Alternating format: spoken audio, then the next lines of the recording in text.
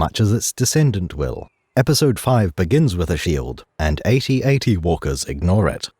All troops will debark for ground assault. Prepare to target the main generator. They don't seem to be hindered in the slightest. We could say Hoth had only ray shields, or it didn't reach the ground. I prefer to think something about walkers allows them to bypass shields. This is supported by the Episode 3 book regarding the wheeled juggernaut. The ground contact is what seems to matter.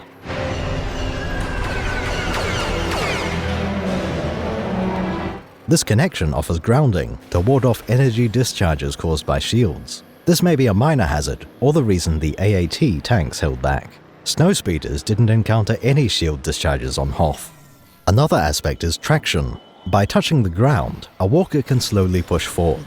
A repulsor craft may have limited thrust, unable to overcome the shield. Worse still, its exhausts are disrupted by particle shields. For a walker, it can use its feet to anchor and press against the shield forces. Whatever resistance the shield offers, the walker can slip through. A millimeter at a time perhaps, but this is a unique ability.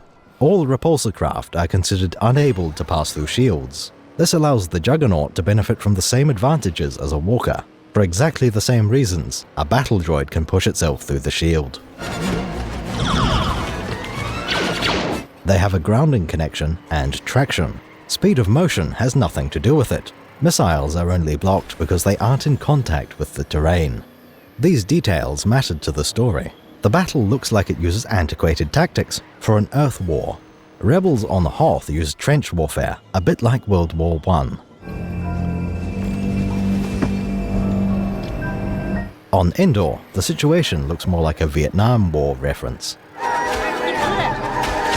These are modern wars. On Naboo, we see a Roman legion, an orderly line of battle, using slings and archers instead of guns. That can only work because of Gungan shields. The same applies when resolving the conflict. Despite its fearsome nature, the droid army has a profound weak point. Its crew and cargo depend on a droid control ship, which could be damaged.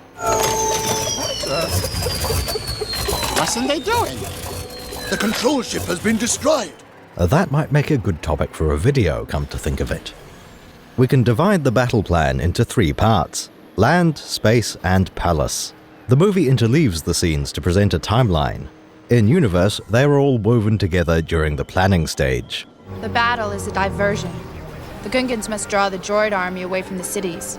The Gungans can only succeed by knocking out the ship in orbit. Naboo pilots can't take off until the droid army is committed. Both plans are necessary, they depend on each other.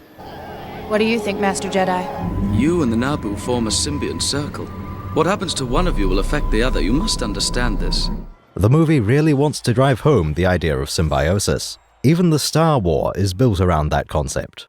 War is always risky. Everyone in the Naboo alliance is prepared for battle. There is a possibility with this diversion, many Gungans will be killed.